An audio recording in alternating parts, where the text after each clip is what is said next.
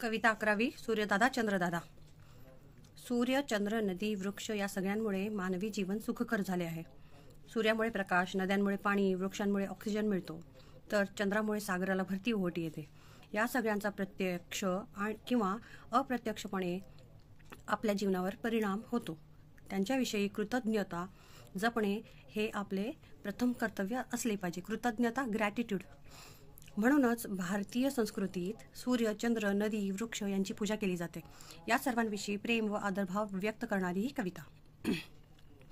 सूर्य, चंद्र और नदी और वृक्ष ये सारे मानवी जीवन को सुखकर करते हैं. सूर्य की वजह से प्रकाश मिलता है, नदियों की वजह से पानी मिलता है, और वृक्ष यानी पेड़ों की वजह से ऑक्सीजन मिलता है, और चंद्रमा की वजह से भरती और ओहोटी यानी हाई टाइड और लो टाइड आते हैं समुद्र में. इस सब का डायरेक्टली या इनडायरेक्टली हमारे जीवन पे परिणाम होता है, और हमें इसके लिए ग्रैटिट्यूड फील करना चाहिए, हमें उसका थैंक्स करना चाहिए, और ये हमारा पहला कर्तव्य है, ड्यूटी है हमारी. तो हमारी भारतीय संस्कृति में सूर्य, चंद्र, नदी और वृक्ष इनकी पूजा की जाती है. उनके लिए प्रेम और आदर भाव व्यक्त करने वाली ही ये कविता है, और कोट फॉर मेमोरी के लिए भी आ सकती है. सूर्यदादा सगळ्यांना तू उजेड दे. उजेड यानी प्रकाश. प्रकाश देऊन जीवन देतोस, तू नसशील तर जग होईल भकास. सूर्यदादा सगळ्यांना तू उजेड दे.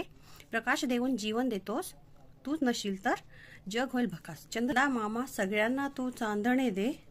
भरती ओहोटी आणतो, समुद्राबरोबर खेळतो. चंदा मामा सगळ्यांना तू चांदणे दे. भरती ओहोटी आणतो, समुद्राबरोबर खेळतो. नदी आई सगळ्यांना तू पाणी दे. दुथडी भरून वाहतेस, शेतमुळे फुलवतेस. नदी आई सगळ्यांना तू पाणी दे. दुथडी भरून वाहतेस. दुथडी यानी दोनों तरफ से, दू यानी दोनों किनारों से भर के तुम बहती हो. नदी को माँ बोला है, नदी आई.